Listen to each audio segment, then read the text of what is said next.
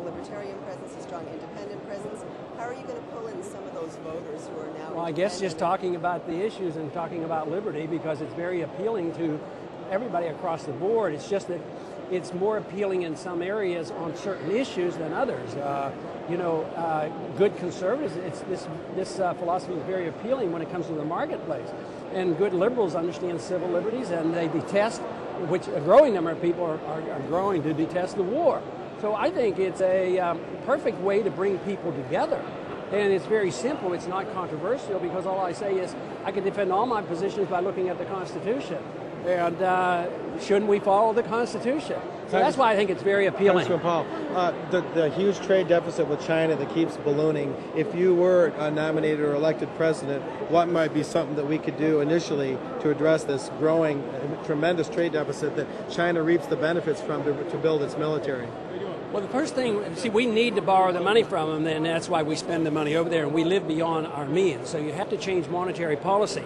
Oh, okay. Why should, if you were able to print money, would you work real hard a day digging ditches or something and producing? If you could print the real money. Our country gets to print gold because the world thinks the dollar is as good as gold, and they take it. So as long as they think that, they're going to take it until they get tired of the dollar. So you have to restore that, make us live within our means. The reason we have to borrow so much is that every day we borrow almost $3 billion because we spend that much more money than we earn ourselves here at home. And if you or I did that, our bankers wouldn't like that. They'd loan us the money for a while. But so far, so good. We have been borrowing tremendous amount, tens of billions. Every day we borrow how much? It's between $2.5 to $3 billion a day, depending on the day. We couldn't even fight the war without China. Can you go back on the gold standard? I wouldn't exactly go back on the gold standard, but I would legalize the Constitution where gold and silver should and could be legal tender, which would restrain the federal government from spending and then turning that over to the Federal Reserve and letting the Federal Reserve print the money. So you'd amend the Constitution to allow? No, I'd just legalize the Constitution. Just bring it back into vogue. But there were some shortcomings of the gold standard of the 19th century because it was linked to silver. It was a fixed price, and that caused confusion.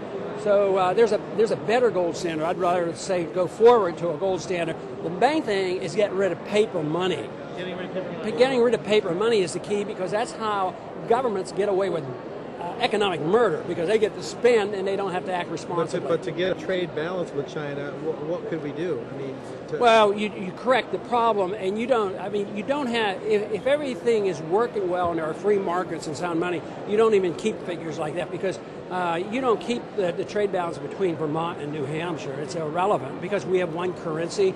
Things go back and forth. But that's within the nation, not between Well, nations. I know, but it would work that same way internationally if you had one single currency that was not fiat. If you had a gold currency, these statistics would be irrelevant, because if you were running out of gold, you couldn't buy anymore. So the balance would be you have to wait until they buy something from us. Then the gold comes back in. So before, it was automatic balance, but it doesn't do that if you can print money and they take it. The natural thing is there will be an imbalance.